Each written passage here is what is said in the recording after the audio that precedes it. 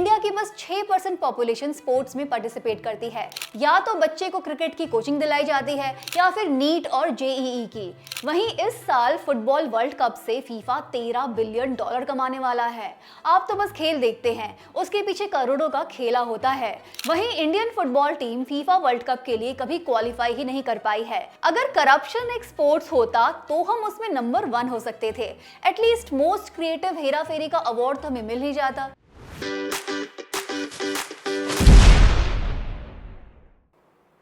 क्या आप कोई गेम खेलते हैं? अच्छा, टाइम ही नहीं मिलता लेकिन गेम देखते हैं। पूरी दुनिया में इस वक्त फीफा वर्ल्ड कप की धूम मची है।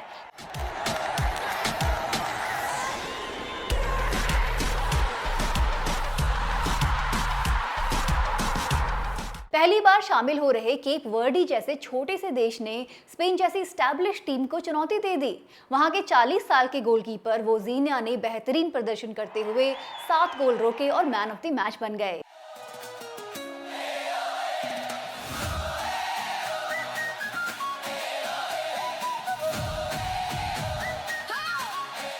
अरे तो हम भी क्या पीछे हैं? अभी अभी तो हमने योगा डे मनाया है। मोदी जी खुद लोगों के पोस्चर सुधार रहे थे।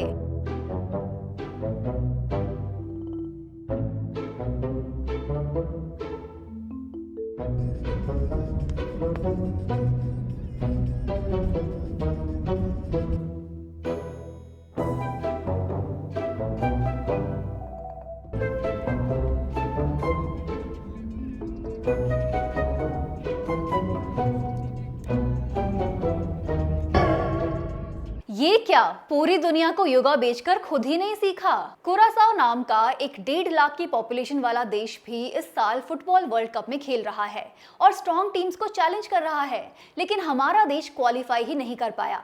इंडिया के फुटबॉल पर कई महीने पॉज लगा रहा क्योंकि गवर्निंग बॉडी और एक प्राइवेट कंपनी में लड़ाई मची हुई थी।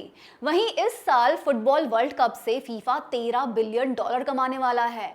आप तो बस खेल देखते हैं, उसके पीछे करोड़ों का खेला होता है। खेलों में इतना पैसा होने के बावजूद क्यों हमारे young players sponsorships, trainings, equipment और अपने बेसिक अधिकारों के लिए लड़ रहे हैं? देश और दुनिया की स्पोर्ट्स इकोनॉमी में क्या चल रहा है, आइए बात करते हैं। 2030 में इंडिया कॉमनवेल्थ गेम्स होस्ट करने वाला है।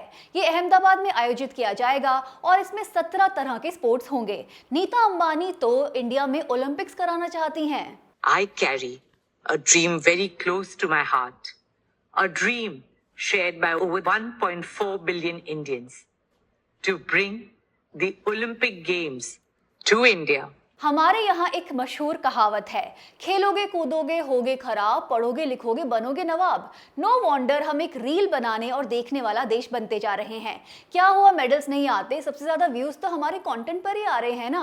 इस बार फीफा वर्ल्ड कप 2026 में 48 टीम्स खेल रही हैं। 3 देशों के 16 शहरों में 104 मैचेस खेले जाएंगे। केप वर्डी, कुरासाओ, जॉर्डन और उज्बेकिस्तान के देश पहली बार फीफा में अपना डेब्यू कर रहे हैं। इवन ईरान जैसा देश जो इस दौरान युद्ध में फंसा रहा, उसकी भी टीम यूएस में 24 घंटे के वीजा पर खेलने पहुंची है। फिर भी ईरान की टीम ने शानदार प्रदर्शन किया। ग्रुप जी में 2 मैचेस खेल चुका है और अभी तक हार नहीं मानी है। उन्होंने तो बेल्जियम जैसी स्टैब्लिश टीम को भी नानी याद दिला दी। वहीं Indian football team FIFA world cup के लिए कभी क्वालिफाई ही नहीं कर पाई है। फीफा रैंकिंग में इंडिया 138 नंबर पे आता है। क्यों हम फीफा वर्ल्ड कप में नहीं हैं? क्योंकि हम एशियन कप में नहीं हैं। वर्ल्ड कप में होने के लिए आपको एशियन कप में रेगुलर होना होता है। एशियन टीम्स में इंडिया की रैंकिंग 26 है, फिर भी वो 24 टीम के गेम के लिए क्वालिफाई नहीं हो पाया। एशियन कप में 5 बार इंडिया क्वालिफाई हुआ है, इसमें भी उनकी बेस्ट परफॉर्मेंस 1964 में थी। 2023 में पहले ही राउंड के 6 में से 3 गेम हम हार गए और बाहर हो गए। इंडियन नेशनल फुटबॉल टीम के कैप्टन गुरप्रीत सिंह संधू ने कहा कि पूरा इंडियन फुटबॉल का इकोसिस्टम एक एग्जिस्टेंशियल क्राइसिस में है। इंडियन फुटबॉल को ऑल इंडिया फुटबॉल फेडरेशन या AIFF गवर्न करती है। 2010 से फुटबॉल स्पोर्ट्स डेवलपमेंट लिमिटेड के साथ मिलकर इसको चलाया जा रहा था, लेकिन पिछले साल 2025 में इनका 15 साल का मास्टर राइट्स एग्रीमेंट एक्सपायर हो गया। फिर ये पिछले 10 महीने से नया कॉन्ट्रैक्ट बना ही नहीं पाए हैं क्योंकि कमर्शियल ब्रॉडकास्टिंग मार्केटिंग और ऑपरेशनल राइट्स जैसी चीजों पर ही अग्री ही नहीं कर पाए हैं। इस बीच 2025-26 का फुटबॉल सीजन ही डिले हो गया और कई फुटबॉल क्लब्स ना अपने प्लेयर्स को ट्रेनिंग दे पाए और ना salary. By the way, football sports development limited वैसे तो एक पब्लिक कंपनी की तरह लिस्टेड है, लेकिन इसकी 65% ओनरशिप रिलायंस इंडस्ट्रीज के पास है और 35% ओनरशिप स्टार इंडिया के पास थी, जिसको जियो ने खरीद लिया। तो फुल ओनरशिप अंबानी की हुई ना। मतलब सिर्फ तेल, गैस, टेलीकॉम, एंटरटेनमेंट, मीडिया, कपड़े, एफएमसीजी और आईपीएल ही नहीं, फुटबॉल पर भी अंबानी का कंट्रोल है। इस क्राइसिस के चलते 2025 में सोशल मीडिया पे फैंस सेव इंडियन फुटबॉल के हैशटैग को चलाते रहे। इस साल मार्च में जाकर all India football federation AIFF को 2 बिड्स मिली हैं, लेकिन कॉन्ट्रैक्ट किस कंपनी के साथ होगा ये फाइनल नहीं हुआ है। फिलहाल इंडियन फुटबॉल के मॉडल को क्लब्स के साथ मिलकर चलाया जा रहा है, लेकिन लॉन्ग टर्म क्लैरिटी नहीं है। आप सोच ही सकते हैं कि ऐसे में प्लेयर्स और उनके गेम की क्या हालत होगी। फिर AIFF कर क्या रहा है, उनका नया प्रपोजल आप गैस भी नहीं कर सकते। ऑल इंडिया फुटबॉल फेडरेशन अपना नाम बदलकर फुटबॉल फेडरेशन ऑफ भारत करना चाहता है। हर मैच में नेशनल एंथम और वंदे मातरम बजाना चाहता है। वाह, क्या सीन है। फीफा मेंस वर्ल्ड कप में पहुंचने वाले 48 देशों को आप ऑलरेडी विनर्स मान सकते हैं, क्योंकि फीफा सिस्टम में वो पहले ही इतना पैसा और रुतबा कमा लेते हैं। इस साल फीफा वर्ल्ड कप में $655 मिलियन का परफॉर्मेंस बेस्ड प्राइज फंड है और $871 मिलियन का non performance based financial support programme है। हर टीम को क्वालिफाई करने पर ही 9 से 10 मिलियन डॉलर के करीब पैसा आसानी से मिल जाएगा। अगर इंडिया बस क्वालिफाई कर जाए तो इंडियन फेडरेशन को 100 करोड़ के करीब पैसा मिल सकता है। इस टेबल में आप प्राइज मनी देखिए। क्यों फुटबॉलर्स इतनी मेहनत करते हैं आपको पता चल जाएगा। चैंपियन टीम को $50 मिलियन, रनर्स अप को $33 मिलियन और थर्ड टीम को $29 मिलियन मिलने वाले हैं। और ये तो सब प्राइज मनी है। इसके अलावा ब्रांड डील्स, एंडोर्समेंट, स्पॉन्सरशिप्स और क्लब से बोनस भी मिलता है। 2026 वर्ल्ड कप फीफा के लिए भी एक मैसिव रेवेन्यू सोर्स है। 2023 से 2026 की 4 साल की साइकिल में फीफा करीब $13 बिलियन का रेवेन्यू कमाएगा। ये पिछले बार कतर वर्ल्ड कप में जनरेट हुए रेवेन्यू से 72% ज्यादा है। टूर्नामेंट के मैचेस से ही फीफा को $8.9 बिलियन मिल जाएंगे। टीवी ब्रॉडकास्टिंग से $3.9 बिलियन आएंगे। हॉस्पिटैलिटी और टिकट सेल से $3 बिलियन। स्पॉन्सरशिप रेवेन्यू $2.8 बिलियन को पार करने वाला है। कतर एयरवेज से लेकर तेल बेचने वाली कंपनी सऊदी आर्मको इसके स्पॉन्सर्स हैं। लाइसेंसिंग और ब्रॉडकास्टिंग राइट्स से ही $4.3 बिलियन जनरेट हो जाएंगे। इंडिया में फीफा के ब्रॉडकास्टिंग राइट्स जी स्पोर्ट्स को मिले हैं। बताया जा रहा है कि 290 करोड़ की डील हुई है। फीफा की वजह से यूएस, मैक्सिको और कनाडा में टूरिज्म भी बढ़ा है। 17 जून तक 1.5 मिलियन फैंस ने मैचेस को अटेंड किया। यूएस, मैक्सिको और कनाडा में 54 मिलियन लोगों ने फुटबॉल मैचेस को स्ट्रीम भी किया। इसके अलावा फीफा विमेंस मैचेस भी करवाता है, पर उसकी साइकिल अलग होती है। अगले साल 2027 में ब्राजील में फीफा विमेंस वर्ल्ड कप होगा। इससे भी फीफा को उम्मीद है कि $1 बिलियन का रेवेन्यू जनरेट हो सकता है। उम्मीद तो ये भी थी कि फीफा की वजह से यूएस इकोनॉमी को भी थोड़ा धक्का लगेगा, लेकिन वो तो खुद ही अपने पैरों पर कुल्हाड़ी मारने का काम कर रहे हैं। यूएस के ट्रैवल बैन्स, वीजा डिनायल्स और सुरक्षा की चिंता के चलते फैंस पहुंच ही नहीं पा रहे हैं। ईरान, हेटी, आइवरी कोस्ट और सेनेगाल 4 फुटबॉल खेल रहे देशों पर तो यूएस ने फुल बैन लगाया हुआ है। कैसे आएंगे वहां के फैंस अपने प्लेयर्स को देखने? इन्हीं सब के चलते अफ्रीका के देशों में फीफा के बाइकआउट की भी बात हो रही है। ऊपर से टिकटों के दाम सुनकर तो आपके होश उड़ जाएंगे। इस बार फीफा ने टिकटों पर IRCTC की तरह डायनामिक प्राइसिंग लगा दी है। शुरुआती मैचेस की सबसे सस्ती टिकट $60 की थी, लेकिन अब वो रीसेल में भी $900 के ऊपर है। न्यूयॉर्क में होने वाले फाइनल मैच की टिकट्स $10,990 की है, यानी कि करीब 10,40,000 रुपए की। इस तरह फीफा वर्ल्ड कप 2026 दुनिया का सबसे बड़ा स्पोर्टिंग इवेंट होने जा रहा है। अब इंडिया पर वापस आ जाते हैं।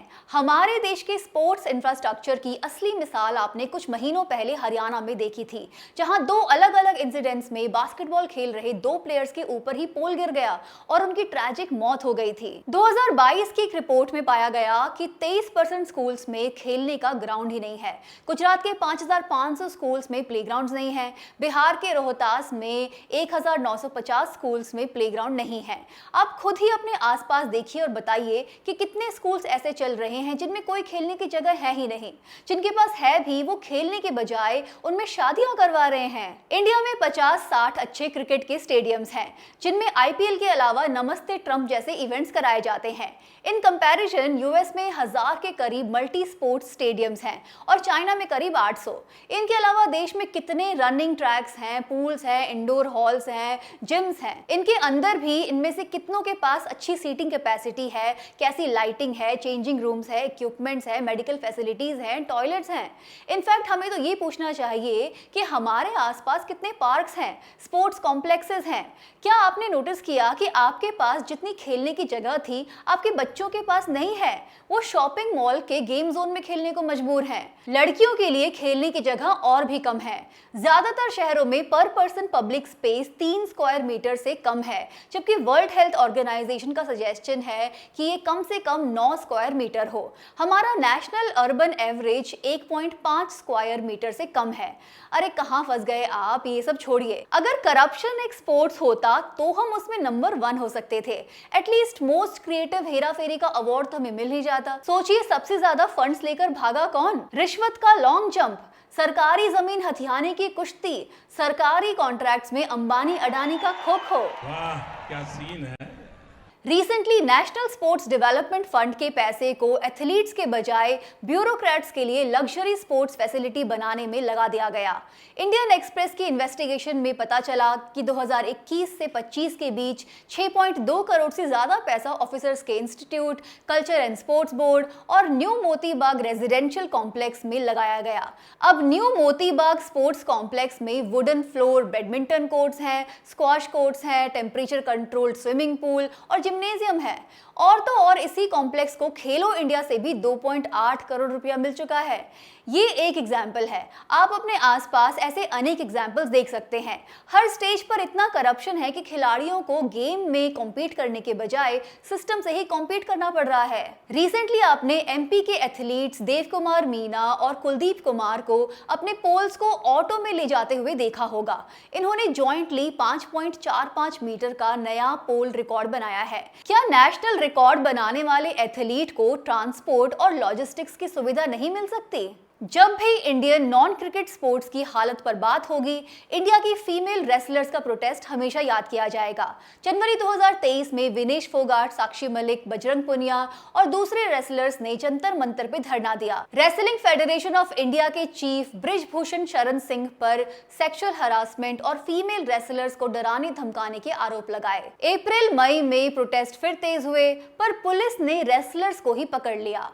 बृजभूषण पर पॉस्को केस बना, लेकिन मई 2025 में कोर्ट ने उन्हें बरी कर दिया। बाद में यह भी पता चला कि रेसलिंग फेडरेशन का दफ्तर उनके घर से ही चल रहा था। नए WFI इलेक्शंस में उनके करीबी संजय सिंह को नया चीफ चुन लिया गया। आज भी बृजभूषण मजे से बीजेपी में अपने दिन काट रहे हैं। वहीं साक्षी मलिक ने रेसलिंग से विदा ले ली है। ये सब तब हो रहा है जब इंडिया में स्पोर्ट्स का बजट घट नहीं बढ़ रहा है। इस साल बजट में ministry of youth affairs and sports का बजट 4,480 करोड़ है, पिछले साल से 1133 करोड़ ज्यादा। इसमें से खेलो इंडिया को 924.35 करोड़ एलोकेट किए गए, स्पोर्ट्स अथॉरिटी ऑफ इंडिया को 917.38 करोड़, मेरा युवा भारत को 655.22 करोड़, नेशनल स्पोर्ट्स फेडरेशंस को 425 करोड़ एटसेट्रा। ये मेरा युवा भारत क्या है? ये एक ऑनलाइन लीडरशिप और सोशल एंगेजमेंट प्लेटफॉर्म है। ये कई तरह के इवेंट्स कराता है, मसलन विकसित Bharat youth parliament, Viksit Bharat Yuva connect, future youth leader boot camp etcetera. Even Har Ghar Tiranga campaign भी इन्होंने ही करवाया है। आप पूछेंगे कि स्पोर्ट्स से इन सब का क्या कनेक्शन है? स्पोर्ट्स से इस पोर्टल का उतना ही कनेक्शन है जितना साइंस से। गैस कीजिए, स्पोर्ट्स मिनिस्ट्री की खेलो इंडिया स्कीम के तहत किस स्टेट को सबसे ज्यादा फंड्स मिले हैं? गुजरात और यूपी को। जहां गुजरात को 5 प्रोजेक्ट्स के लिए 606 करोड़ मिले, वहीं उत्तर प्रदेश को 30 प्रोजेक्ट्स के लिए 500 करोड़ रुपए मिले। दूसरी तरफ तमिलनाडु का स्टेट है जो मेडल्स भी ला रहा है, इनको बस 29.5 करोड़ रुपए मिले हैं।